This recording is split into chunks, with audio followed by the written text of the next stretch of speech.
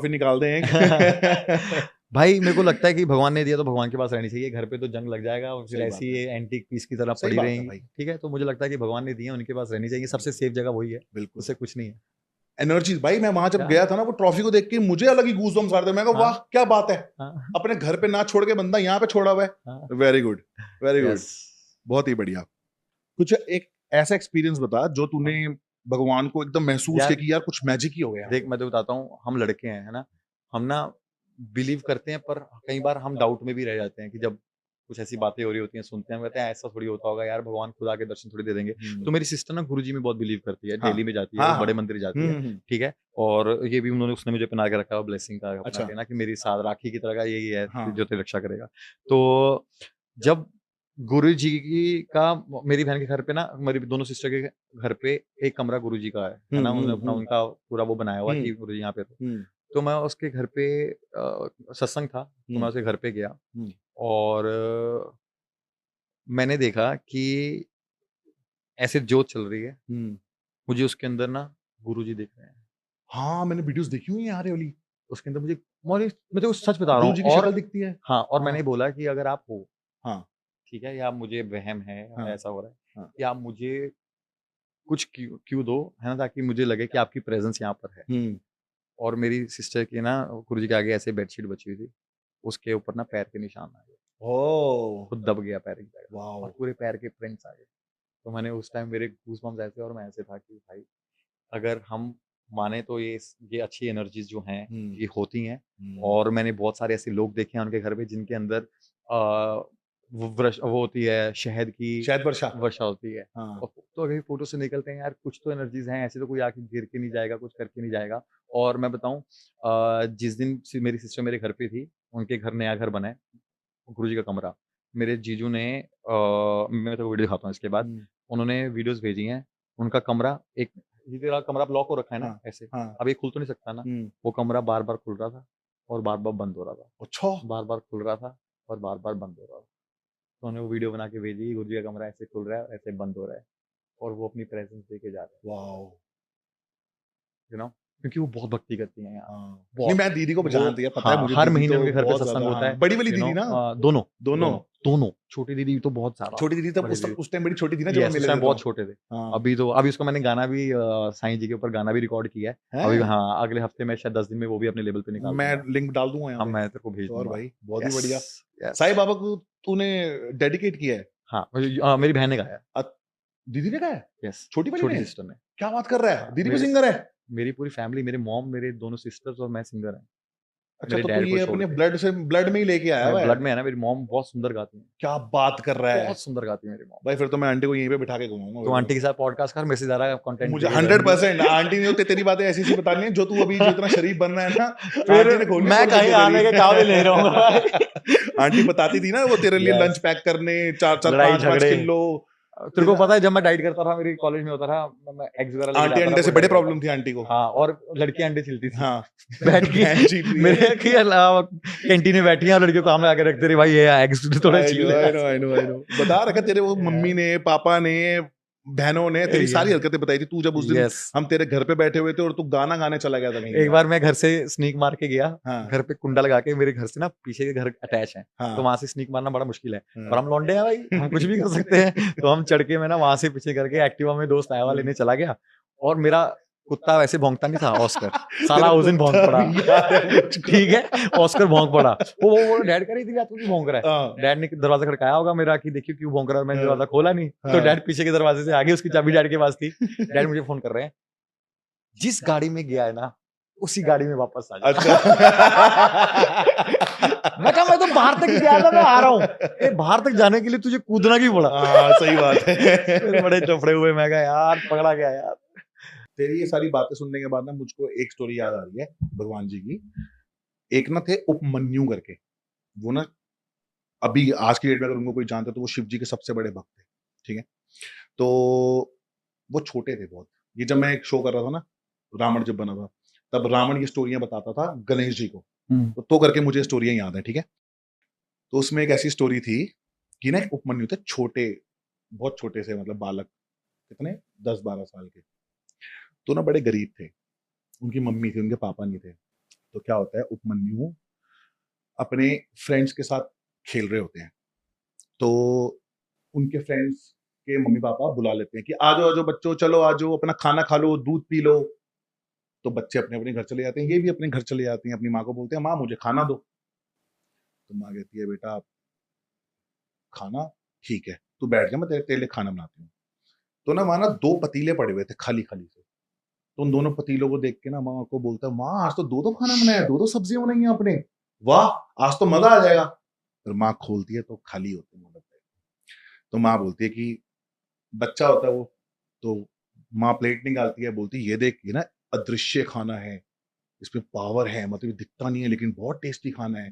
तो 2 कटोरियों में ऐसे करके, यूँ करके झूठा-झूठा डालती हैं, इनविजिबल सही होता है, रोटियाँ डालती हैं, ऐसे करके बोलती, "ले खा ले।" तो बोलते हैं, "माँ इसमें तो कुछ नहीं है।" वो कहती है, "बेटा मैंने बोला ना अदृश्य होता है ये खाना।" तो बोलता है कि चलो ठीक है, मैं खा लेता हूँ। ऐसे वो भी झूठा-झूठा खाता है, बोलता है, "वाह माँ! ये तो बहुत अच्छा है, बहुत टेस्टी है।" उसने भी बोला ऐसे। तो उसकी माँ रोने लगी बेचारी, है ना? तो उसकी माँ ने ढूँढा उसके लिए कि कुछ खाना, कुछ कुछ तो मिल जाए जो इसके पेट में जाए, उसको नींद तो आ जाए। तो उसकी माँ ने ना उसके लिए गुड़ निकाला, थोड़ा-सा गुड़, मीठा। कहती, "ले बेटा तूने खाना खा लिया? ले मीठा खा ले साथ में, गुड़ खा ले।" तो गुड़ खाता है, बोलता है, "वाह माँ! मज़ा आ गया, मज़ा आ गया।" ऐसे करके वो सो जाता है कि चलो पेट में कुछ तो है। गुड़ तेरे को पता है बहुत पावरफुल होता है। थोड़ा-सा खाते ही उसको हो गया कि चलो वो नींद आ गई, सो गया। अब नेक्स्ट डे फिर से वो अपने दोस्तों के साथ खेलने-वेलने जाते हैं। तो जब खेलने जाते हैं तो एक बच्चा, जैसे सारे बच्चे बाहर आ रहे होते हैं, बुला रहे होते हैं बच्चों को कि आ जाओ, जो खेलते हैं, खेलते हैं। इतना एक बच्चा आता है, एक बच्चा हाथ में ना ग्लास लेके आता है बड़ा-सा दूध का, और वो पी रहा होता है, तो उसकी ना मूंछें बन जाती हैं दूध से। उपमन्यु जी बोलते हैं, "तुम रोज़ दूध पीते हो?" और दूध क्या होता था उनके घर में ना, बहुत ही फेस्टिवल्स में आता था दूध, कि कभी किसी ने दान दे दिया तो। तो बोला, "हाँ, मैं तो रोज़ दूध पीता हूँ। ये देखो हमारी तो गायें हैं, तेरे लिए भी दूध मँगा देता हूँ। माँ इसके लिए भी दूध ले आओ।" वो कहता है, "नहीं, नहीं, हमारे पास भी बहुत सारे दूध है। हम भी बहुत दूध पीते हैं।" मतलब बच्चे तो ऐसी बातें करते हैं ना। वो भागते हुए जाते हैं अपनी मम्मी के पास। बोलते हैं, "माँ मुझको दूध पिलाओ।" मम्मी बोलती है, "दूध कहाँ से दूँ बेटा मैं अभी? दूध तो है ही नहीं, तेरे को तो पता है कि दूध तो त्योहारों पे आता है दूध, तो अभी कैसे?" वो रोने लगते हैं, "नहीं मुझे दूध चाहिए, नहीं मुझे दूध चाहिए।" माँ कहती है, "अच्छा दूध चाहिए।" माँ पहले थोड़ा बहुत डाँट देती है उसको, फिर वो रोने लगता है। माँ कहती है, "मैं क्या करूँ?" उपमन्यु जी बोलते हैं कि मेरे सारे दोस्त दूध पीते हैं, उनके पास तो गाय भी है, हमारे पास तो कुछ भी नहीं है। रो रहे होते हैं बहुत ज़्यादा। तो माँ क्या करती है, थोड़ा-सा आटा पड़ा होता है, इतना सा, पानी लेती है, पानी में आटा मिलाती है, घोल देती है, बोलती है, "ये ले बेटा दूध।" और वो देखता है दूध, अरे! मम्मी ने दूध दिया, माता ने दूध दिया, दोस्तों के पास भागता हुआ जाता है और दोस्तों को कहता है, "देखो, मैं भी दूध लाया हूँ, मैं भी दूध पी रहा हूँ, मेरी माँ ने मुझको दूध दिया।" बड़ा खुश खुश होके बता रहा होता है। अब जो वहाँ पे जो बच्चे होते हैं ना, बच्चे कहते हैं, "अच्छा दूध पी रहा है, दिखा, दिखा, दिखा।" उसको देखते हैं, वो कहते हैं, "ये कैसा दूध है?" यूँ करके हाथ मारते हैं, थोड़ा-सा आटा हाथ में कहते हैं, हँसने लगते हैं बच्चे, "हैं, हैं, हैं, ये तो क्या है, ये तो आटे वाला दूध है, झूठ बोल रहा है, तो झूठ बोल रहा है।" करते-करते वो रोने लग गए और वो वापस चले जाते हैं मम्मी के पास, और वो बहुत रोने लगते हैं। अब माँ भी रोने लगती है। माँ कहती है, "बेटा तेरा बाप नहीं है, कहाँ से लाऊँ मैं दूध?" गुस्से में बोलती है। तो कहता है, "मुझे नहीं पता, मुझे दूध चाहिए।" तो बोलते हैं, "सबका बाप एक ही है, भोलेनाथ, उससे माँग।" तो वो तो बच्चा है, उसके दिमाग में बात बस जाती है। वो कहता है, "अच्छा, ठीक है, मैं भोलेनाथ से माँगता हूँ।"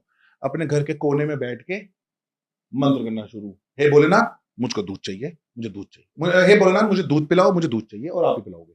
ये बात उसके मुँह से पहली बार निकली कि आप पिलाओगे। जब ये निकल जाती है ना आप पिलाओगे, तो उसकी ज़िद बन जाती है कि अब तो आप ही पिलाओगे। भोलेनाथ मुझे दूध चाहिए, मुझे दूध पिलाओ, मुझे आप ही पिलाओगे। तो ये बात ना बार-बार एक जगह बैठ के बोली जा रहा है, बोली जा रहा है। अब माँ आती है, माँ कहती है, उसको अपनी गोद में बिठाती है। माँ कहती है, "शिव जी ऐसे इम्प्रेस नहीं होते।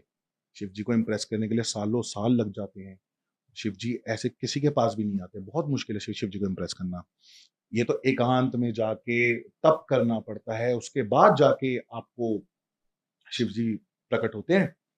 तो बोलता है, "अच्छा।" अब ये बात सुन के माँ उसको सुला देती है और वो भी सो जाता है, माँ भी साथ में सो जाती है। लेकिन उनके सपने में चलने लगता है कि शिव जी दूध देंगे। एक मम्मी ने बोला कि तप करना पड़ेगा अकेले में जाके, और वो नींद में ही उठते हैं, देखते हैं मम्मी सो रही है और अकेले निकल जाते हैं जंगलों में। अब जंगलों में जाके उनके पीछे भेड़िए-वेड़िए वो सारे जानवर पीछे ल लग जाते हैं। अब शिवजी जो हैं, हमारे भोले हैं शिवजी तो। शिवजी कह रहे हैं, "बच्चा देखो कैसे कर रहा है ना? कैसे जा रहा है।" अब भेड़िए-वेड़िए सब पीछे लग गए, शिव जी ने आके बचा लिया उसको बीच में। मतलब उसको नहीं पता चलने दिया कि शिव जी आए हैं बीच में। और शिव जी ने अपनी पावर से सबको इधर-उधर तितर-बितर कर दिया। अब ये उपमन्यु जी पहुँचते हैं पहाड़ पे अकेले। अब शिव जी क्या कह रहे हैं, पार्वती माता और शिव जी बहुत इम्प्रेस हो रहे हैं देख के। पार्वती माता कह रही है, "वाह! कितना छोटा-सा बच्चा और इसमें कितना लगन है। हुँ, ये अपने कर्मों को पूरा करना चाहता है।" हुँ, शिव जी कहते हैं, "ऐसे थोड़ी ना, इसका टेस्ट लेना बनता है।" माता हुँ, कहती है, पार्वती माता कहती है, "ये तो छोटा बच्चा।" बोलते नहीं। अब वो वहाँ जाते हैं, वहाँ जाके ना वो शिवलिंग बनाते हैं उपमन्यु। जैसे ही एक शिवलिंग बनाते हैं, शिवलिंग टूट जाता है। दूसरी जगह जाते हैं, दूसरी जगह जाके शिवलिंग बनाते हैं। ऐसे करते-करते 9 शिवलिंग बना लेते हैं वो।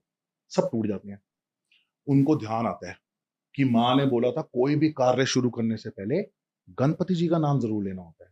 यार देख गूज़बम्स आ रहे हैं मुझको। हुँ, ठीक है? गणपति जी का नाम लेना बहुत ज़रूरी होता है।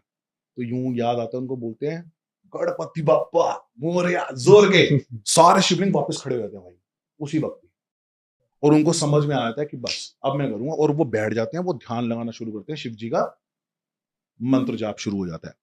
अब वो जो तप कर रहे होते हैं ना, उस तप से ही ना उस उनके अंदर इतनी सारी एनर्जीज़ आने लगती हैं, इतनी एनर्जीज़ आने लगती हैं, वो बड़े पावरफुल होने लगते हैं।